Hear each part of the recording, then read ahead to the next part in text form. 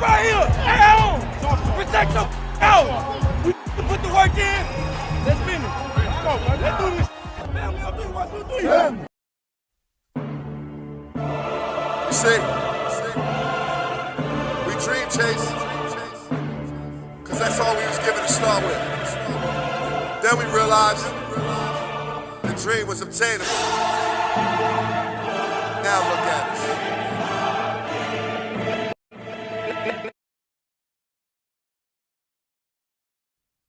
What's going on, family? It's your man, Big Huss, the one you trust, tapping in with that midnight green medicine. Now, you know if it's Eagles football, we all on it. And you already know what this is, man. This is the Main Thing Podcast presents. Welcome back for another episode. Now, today, we're not just talking headlines. We're breaking down what all these moves actually mean for the 2026 Philadelphia Eagles. Because on the surface, this looks like a typical Howie Roseman week, right? Restructures, depth signings, a couple low-risk flyers, maybe a trade that makes you raise an eyebrow like, right? But when you really dig into it, there are three big themes developing right now.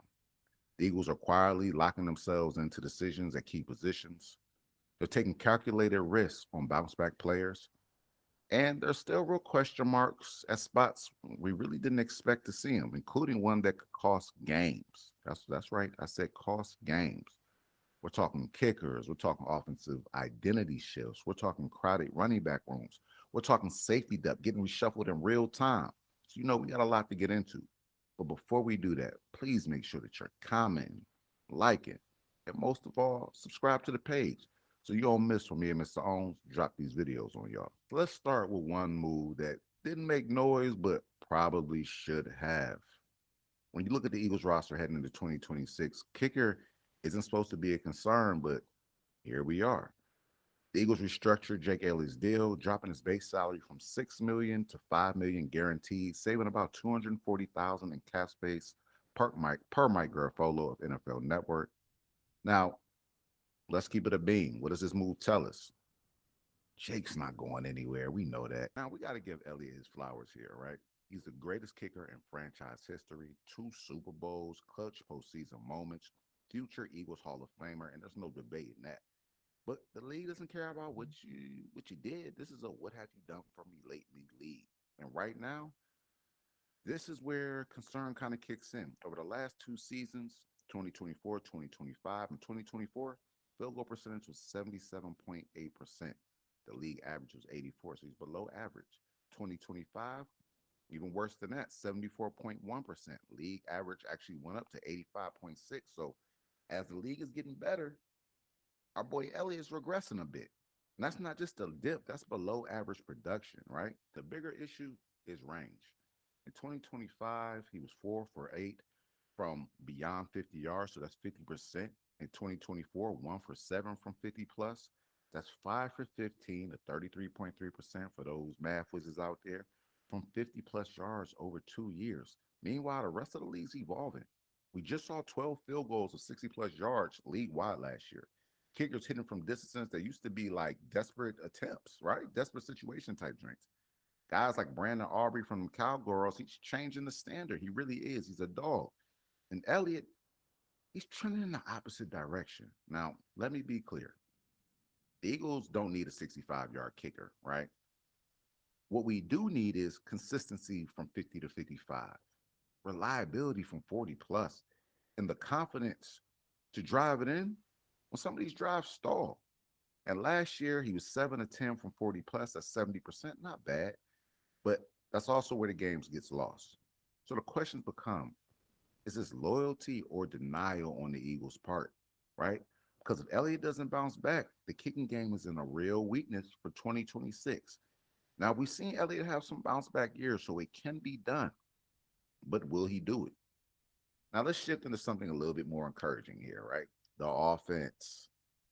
Lane Johnson finally spoke out after months of silence. And what he said, you got to hear it. You got to listen to it. It matters. He was on the Fits and Wits podcast talking about the new OC, Sean Mannion, and the comparison he made, right? And this should get Eagles fans a bit excited. He said Mannion reminds him of a Shane Steichen. If you remember that 2022, what was it, Super Bowl run? Man, you know what that looked like. Adaptability, in-game adjustments, creativity off script. Lane talked about how Steichen could walk into a game with a plan, right? And then completely flip it when defenses show something different, right?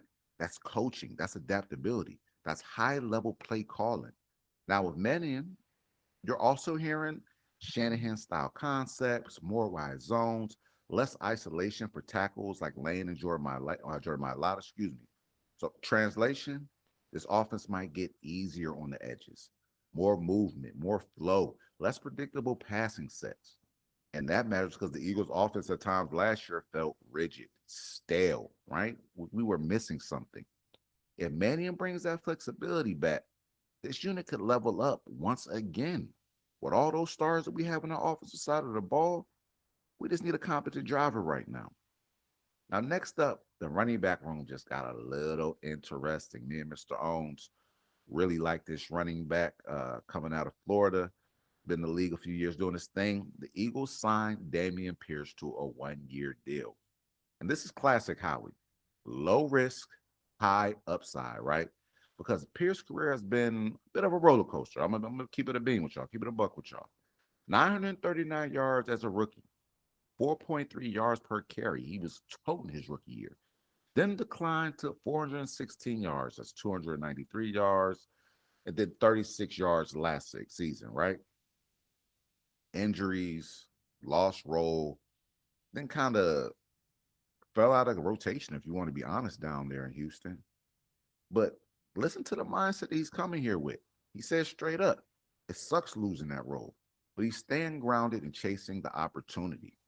That's a hungry player there. That's a hungry dog, right?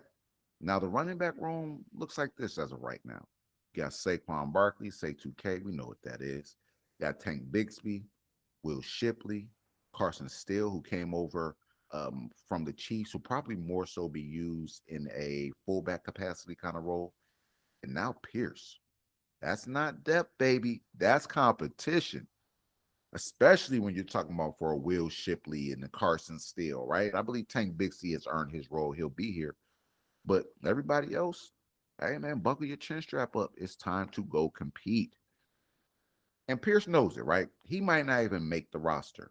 I believe he will, but he very well might not, right? Things happen. But if he shows anything close to that rookie form, he could absolutely carve out a role in this offense, right? A dominant role where he's getting several touches a game. So this camp battle is something to watch, right? We got to keep our eyes glued to this unit. It's going to be exciting watching them this offseason. So quick hit, the Eagles also added another tight end, Stone Smart, former QB turn hybrid tight end. Seeing a lot of that nowadays. QBs going from, hey man, maybe I can't cut it as a quarterback, get to the league, turn into a big tight end. And you can see the vision here. He's 6'4", he's athletic, more receiver than blocker at this point. I could admit that, but adds also some special team value. So he's joining a room that we brought back Dallas Goedert, which was, as Eagles fans, I love to see that. But a room that has Dallas, a room that has Grant Calcaterra, and a recent signing, Johnny Mundick. So what is this move? Depth, special teams help, right? Developmental upside, because I believe he's only 27, so still fairly young in his prime. And when he was with the Jets, you saw some promise, especially as a receiver, receiving tight end. So don't overthink it, but don't ignore it either. If he was to make the roster, I honestly wouldn't be surprised. Now, this is where things get real. The Eagles traded Brown to the Falcons. Which Brown? Sidney Brown, right? Not Arthur Juan K, not that guy, right? In the return, they moved up 8 spots in the 4th. They moved up 18 spots in the 6th and cleared $1.5 million in cap space. So let's just read it out here. Philadelphia Eagles, they received a 2026 4th-round pick. That's number 114 pick overall. And a 2026 6th-round pick. That's the number 197 pick overall. Atlanta, they'll get Sidney Brown, a 4th-round pick, and a 6th-round pick. Right? Not bad conversations. Really just swapping places a little bit. A little bit of musical chairs with the picks there. So, but with this move, that's how we squeezing value out of a situation that just wasn't working. Promise there, yes, but wasn't working. Sidney Brown had the talent. I believe we've all seen that. But he never earned Vic Fangio's trust. And if Vic Fangio doesn't trust you, he's not going to play you. He struggled mentally at the safety position, inconsistent play, not being where you're supposed to be, costly mistakes on special teams, not keeping us cool, right? And once a defensive coordinator, like I said, they lose their trust in you. That's any DC, but especially a OG, you know what I mean, the Don Vic, it's over. So the Eagles decided to pivot, which isn't bad.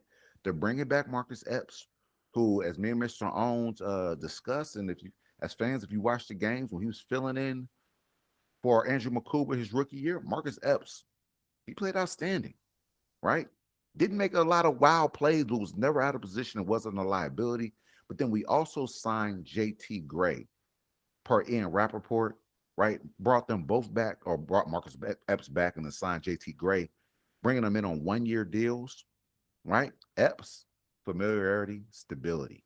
Gray, since we're losing Sidney on special teams, and he was a very reliable gunner and a force-at gunner when his head was on straight, you know, so you lost special teams, but you brought Gray in to fill that void.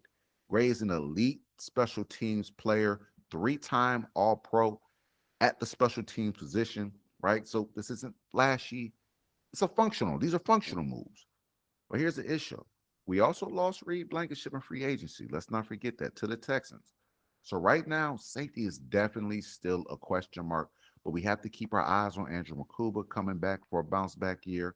Michael Carter II, who plays some slot, a little corner, but also plays safety. So maybe a possible position switch, or in certain packages, maybe Michael Carter II, rotates back to a deep safety position. We'll see, right?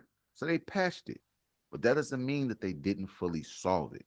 I full-blown expect the Philadelphia Eagles to go out and draft the safety, if not two, or safety with a little bit of flexibility to play in the slot or whatever the case may be in this upcoming draft, in this 2026 draft, because at this point, safety is a need, and we need a starting caliber safety. So expect us to go off the one early in the draft. So when you zoom out, though, what's the main things? You know, we got to keep the main thing on the Main Thing podcast, right? This Eagles team is stabilizing the floor, but not necessarily raising the ceiling. They're shoring some things up. They're sticking with Elliott and hoping for a bounce back, as we all are. They're betting on a new offensive system to unlock more. And for what we're hearing, it should. They're bringing competition in the running back room instead of clearing answers. Let's add to and see what rises to the top. And then they're reshuffling safety without really locking it down, leaving some room for upgrades, right? This is a roster that's still figuring itself out, very much so. And that's not a bad thing. It's still early. It's the time to do it. And that's just reality. Few of these bets hit. This team is dangerous. Nothing more than a team that has depth. That's a dangerous thing in sports, right? But if they don't, we're going to be talking about the same issues, right? Possibly costing them games. You already know we've been there, done that, but we're going to be right here breaking it all down as we do on the Main Thing Podcast Presents. Well, look, y'all, man, that's your Midnight Green Medicine, and this is the Main Thing Podcast Presents. And you already know I'm Big Huss. Hope everyone's having a great week, going into a great weekend. Until the next time, man, this flag will fly till we die. Y'all know the vibes. We out. It was I was gonna make a lot of money doing what I wanted to do. I went after it, and it was a struggle to achieve it. But you know what? I caught that bitch. Dream chasing.